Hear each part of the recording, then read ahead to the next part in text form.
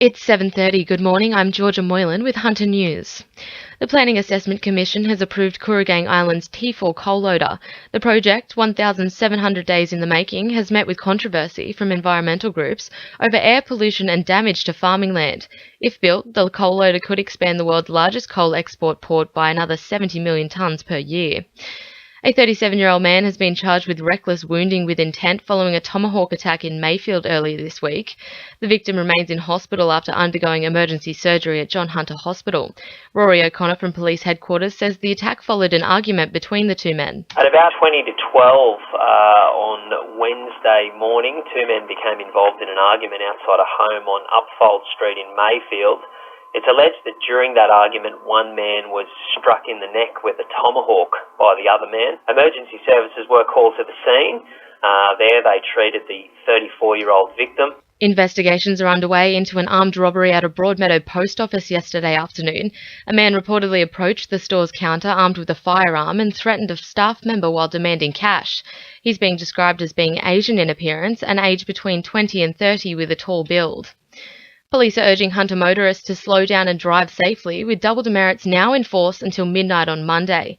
Officers will be targeting speeding, drink and drug driving, wearing helmets and seatbelts, distractions and fatigue.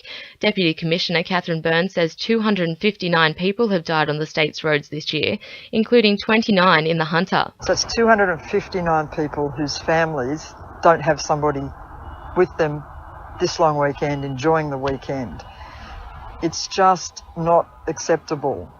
And what's even more unacceptable is that compared to the same time last year, this is 26 people more than we lost on our roads last year. Next month is Asbestos Awareness Month, and Hunter homeowners are being warned not to play renovation roulette with the deadly substance. The Asbestos Research Institute says mesothelioma can develop 20 to 50 years after asbestos inhalation, and while there is no known cure, it is very preventable.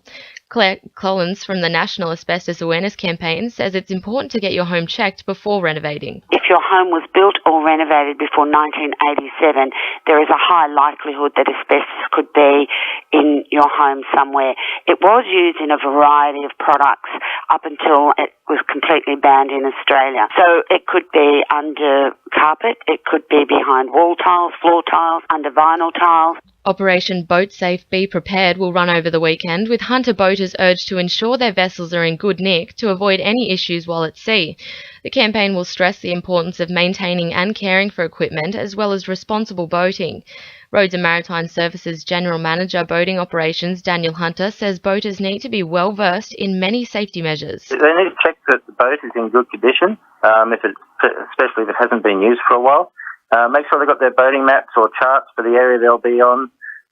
Report the trip. Tell people where they're going and how long they'll be and what time they're expected back. And always check the weather before they go out. Sport, thanks to our sponsor Warners Bay Sports Club.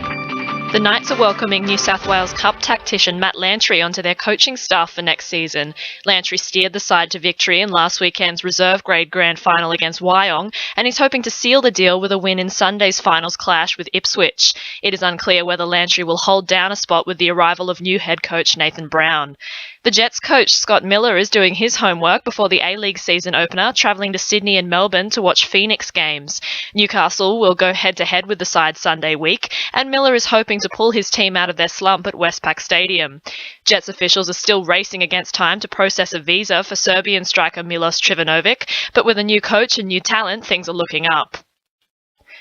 And in Newcastle District Cricket, Wallsend are gearing up to take on Stockton Raymond Terrace tomorrow at Lynn Oval, while Newcastle City and Waratah Mayfield battle it out at Learmonth Park. That's sport, I'm Jacinta Lee. 2 RFM News Time is 26 to 8.